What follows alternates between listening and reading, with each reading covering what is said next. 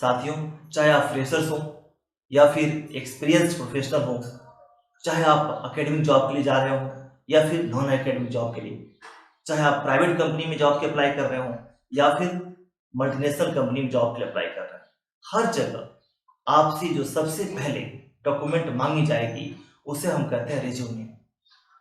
Resume वास्तव में एक पहली सीढ़ी होती है जो आपको इंटरव्यू तक पहुंचाती है, आपको नौकरी दिलाती है।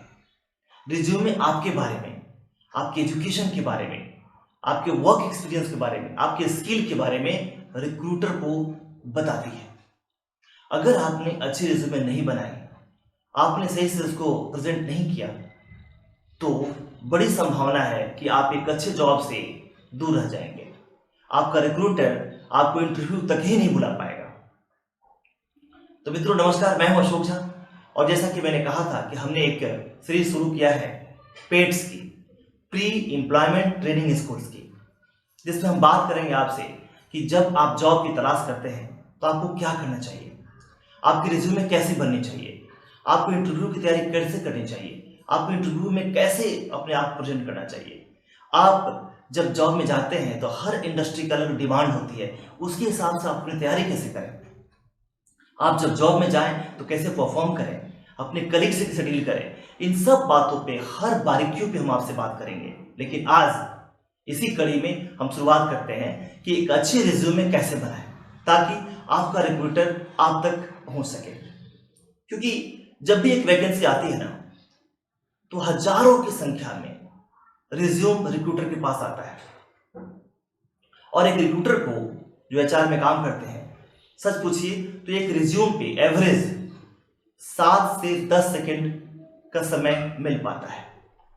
अगर 7 से 10 सेकंड में आपके रिज्यूम में वो क्वालिटी है जो रिक्रूटर को अट्रैक्ट करता है, उसके प्रोफाइल से मैच करता हुआ दिखता है, तब तो आपको इंटरव्यू में बुलाया जाएगा। और जब आप इंटरव्यू में जाएंगे तभी आप जॉब के लिए सिलेक्टेड होंगे। तो सबसे जरूरी है कि जब भी आप इंटरव्यू पे जाएं, उसके लिए अप्लाई करें, तो आप अपने रिज्यूम को अच्छी तरह से तैयार करें।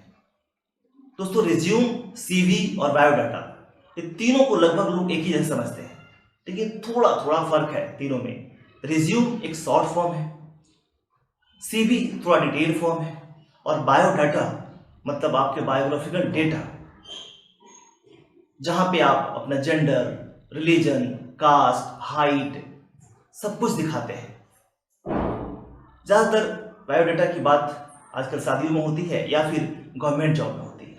और सीवी की बात अगर करूं तो आप जब आप इंटरव्यू में जाते हैं तब सीवी लेके जाइए, डिटेल में बना के लेके जाइए। उसके पहले आपको रिज्यूम ही लोगों को प्रेजेंट करना चाहिए। वास्तव में रिज्यूम को हम 5 हिस्सों में बांट सकते हैं।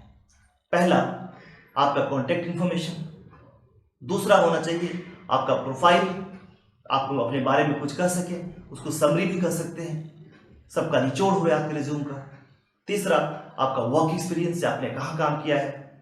चौथा आपका एजुकेशन, आपने क्या क्या एजुकेशन लिया हुआ है। और पांचवा आपका स्किल। इन पांचों हिस्सों पे अच्छी तरह से काम करिए, तब जाकर के आपका एक परफेक्ट रिज्यूम तैयार होगा, जो रिज्यूम आपको आपकी जॉब दिलाने के लायक होगा। दोस्तों जब भी आप रिज्यूम के इन 5 हिस्सों पे काम करें तो आपको कुछ महत्वपूर्ण बिंदुओं का अवश्य ख्याल रखना चाहिए, अवश्य ध्यान रखना चाहिए, ताकि आपका रिज्यूम इंप्रेसिव हो सके और आपका रिक्रूटर आपको इंटरव्यू के लिए बुला सके, आपको नौकरी मिल सके। अगर मैं पहली बात करूं तो वो है कि रिज्यूम आपका शॉर्ट में होना चाहिए। दूसरी बात कि अननेसेसरी की जो इंफॉर्मेशन है, जो खास करके कॉन्टैक्ट के जो पार्ट है उसमें दिया जाता है, उससे आप बचिए।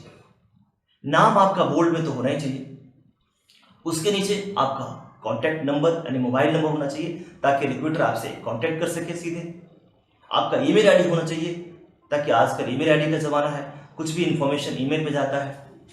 हाँ, लेकिन ईमेल आईडी बनाते समय ध्यान रखिएगा कि वैसा नहीं जैसे लगे कि आप उतने गंभीर या उस तरह के मतलब आपकी जो प्रोफाइल है उससे मैच नहीं कर पाते हो। जैसे कुछ लोग लिखते हैं जूनियर बॉयज 1988@gmail.com, sportsygirl12345@ready.mail.com, इस तरह के ईमेल आईडी बनाने से बचिए। उसके अलावा लिंक्डइन प्रोफाइल का जो लिंक है जरूर डालिए, क्योंकि आजकल लिंक्डइन प्रोफाइल से रिक्रूटर हायरिंग करते हैं। अगर आपका लिंक्डइन प्रोफाइल नहीं है तो लिंक्डइन पे अपना प्रोफाइल अवश्य बनाइए। अगर कोई आपका वेबसाइट्स वगैरह है तो जरूर उसका लिंक डालिए। लेकिन आप अपना एड्रेस, जैसे मैं कई बार रिज्यूम देखता हूँ पूरा एड्रेस डाला होता है उसमें, बिल्कुल जरूरत नहीं है, क्योंकि रिक्रूटर आप तक चिट्ठियां नहीं भेजा जा रहा है। अगर उसको जरूरत होगी तो आपसे मांग लेगा। आप किस रिलीजन के हैं, किस कास्ट के हैं, बिल्कुल जरूरत नहीं है इसकी। यहां तक कि फादर नेम भी डालने की जरूरत नहीं है उसमें। मैं तो कहता हूं कि आप डेट ऑफ बर्थ भी तब डालिए जब रिक्रूटर आपसे मांगता है। अदरवाइज कई बार देखा गया है कि डेट ऑफ बर्थ के चक्कर में कुछ लोग को इंटरव्यू तक नहीं बुलाया जाता है, जबकि वो काबिल होते हैं कि उनको उस एज को भी उसका अप्रूवल लिया जा सके, उसको वेव ऑफ किया जा सकते, पॉलिसी में भी अप्रूवल लिया जा सके, लेकिन उनको इंटरव्यू तक नहीं बुलाया जाता है। तो मैं कहूँगा जब तक जरूरत नहीं हो, मांगा ना जाए, स्पेसिफिक रिक्वायरमेंट नहीं हो रिक्रूटर की, आप एज ही मत डालिए। उसके बाद प्रोफाइल आपका होता है, जिसको मैं समरी बोलूँगा।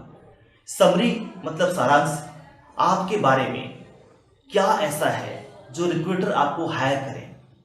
इसको 1-2 वाक्य में लिखिए और उसके लिए सबसे लास्ट में लिखिएगा, और वो उस जॉब प्रोफाइल से मैच करता होना चाहिए जिसके लिए आप अप्लाई कर रहे हैं।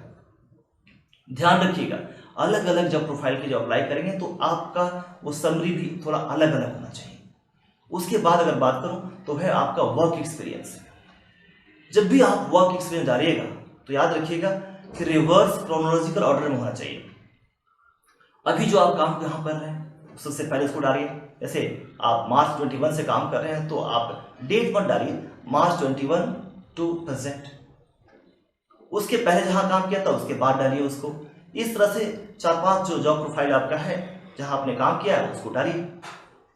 हाँ, एक बात और ध्यान रखिए वहां पे कि जहां पे काम किया, जिस कंपनी में आपने काम किया है उस कंपनी के बारे में 1-2 लाइन जरूर लिख दीजिए कि वो कंपनी आखिर क्या वर्थ है, कैसी है, स्टार्टअप कंपनी है, एस्टेब्लिश्ड कंपनी है, क्या करती है, जरूर डाल दीजिए। और साथ साथ कई सारे लोग ये गलती करते हैं कि जब डिटेल्स डालते हैं तो वो लिखते हैं कि working as a sales manager responsible for so and so sales in the so and so department, responsible for recruitment in HR। भैया आप HR में हैं तो रिक्रूटमेंट ही आपका काम है, आप सेल्स में हैं तो सेलिंग ही आपका काम है, आप ऑपरेशन में तो ऑपरेशनल वर्क ही देखते होंगे। बट आपने उसमें किया क्या है, आपका क्या खास अचीवमेंट है। जॉब रिक्रूटर वो नहीं देखना चाहता है कि आपने किस डिपार्टमेंट में काम किया, वो देखना चाहता है कि उस डिपार्टमेंट में आपने किया क्या है, क्या खास किया है। जैसे achieved 120% target in so and so assessment year, या आपने you have recruited so and so dealers, ऐसा करके मतलब जो आपने अचीव किया हुआ है अचीवमेंट को डालिए। उसके बाद रहता है एजुकेशनल इंफॉर्मेशन। एजुकेशनल इंफॉर्मेशन भी वैसे ही डालिए, रिवर्स क्रोनोलॉजिकल ऑर्डर में। अभी जो सबसे लास्ट में जो आपने किया हुआ है, डिग्री लिया हुआ, उसको पहले लिखिए। उस तरह से उसके पहले जो डिग्री लिया उसके बाद लिखिए। और डिग्री में भी आप अगर कुछ खास किया आपने उसमें तो जरूर लिख दीजिए। अगर आप मीडियोकर रहे हैं या आप एवरेज रहे हैं तो आपको मार्क्स या ऐसा लिखने की जरूरत नहीं है कि फर्स्ट डिवीजन सेकंड डिवीजन की जरूरत भी नहीं है, या परसेंटेज मार्क्स लिखने की जरूरत नहीं है। हाँ, अगर आप फ्रेशर हैं, आपके पास वर्क एक्सपीरियंस नहीं है, इस केस में वर्क एक्सपीरियंस वाला जो पार्ट है वो आपके साथ नहीं आएगा, आपके साथ आएगा एजुकेशनल इंफॉर्मेशन वाला पार्ट। और जब एजुकेशनल इंफॉर्मेशन वाला पार्ट आप लिखेंगे ना तो उसमें आप डालिए कि आपने क्या किया है, वहां पे किस तरह से परफॉर्म किया है, कैसे रहे हैं आप, आपने इंटर्नशिप किया है, किया नहीं किया है तो उसमें क्या सीखा आपने, आप टीम मैनेज करना सीखा आपने कि नहीं सीखा है, टीम प्लेयर है कि नहीं है, किस तरह से टीम प्लेयर है, इन बातों को जरूर डालिए उसमें।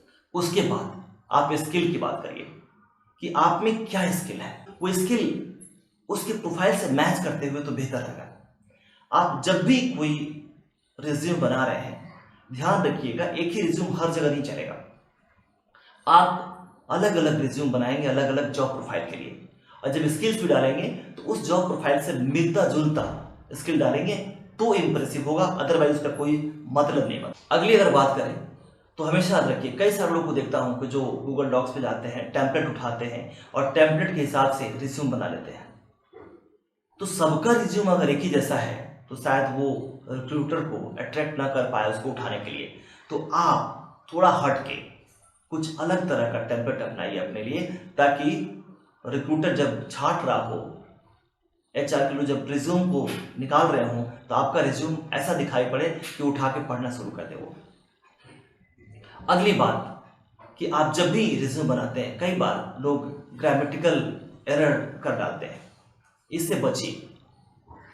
आप कई सारा ऐप्स हैं गूगल पे जाके आप डाउनलोड कर सकते हैं, उसके थ्रू आप अपने ग्रामेटिकल एरर को या स्पेलिंग चेक कर लीजिए, एरर को हटा लीजिए, क्योंकि ये सब मिस्टेक्स जो है ना एक बैड इंप्रेशन लेके आता है, तो आप इनसे बचिए। रही बात रेफरेंस की, तो रेफरेंस देने की आपको अपने से ज़रूरत नहीं है जब तक कि रिक्रूटर आपसे मांगता नहीं है। अगर ज़रूरत होगा रिक्रूटर को आपसे मांग लेगा। यहाँ तक कि सैलरी क्या आप लेंगे, क्या मिलना चाहिए, इसकी भी जिक्र करने की जरूरत नहीं है। तो दोस्तों आज के लिए इतना ही। आज हमने बात किया कि अच्छा रिज्यूम कैसे बनाएं, एक इम्प्रेसिव रिज्यूम कैसे बनाएं, ताकि हम रिक्रूटर हमें प्रेफर कर सके, हमें इंटरव्यू के लिए बुला सके, हमें नौकरी दे सके। इसी तरह के अलग अलग जो मुद्दों पे, अलग अलग पॉइंट्स पे मैं वीडियो लेके आऊँगा। उम्मीद करता हूँ आपके लिए यूज़फुल होगा। अगर यूज़फुल है तो आप सब्सक्राइब करिए चैनल को, आप उनके साथ शेयर करिए जिन्हें इनकी ज़रूरत है और उसका उनको फ़ायदा हो सके। तो चलिए मिलता हूँ किसी और वीडियो में, तब तक अपना ख्याल रखिए। नमस्कार।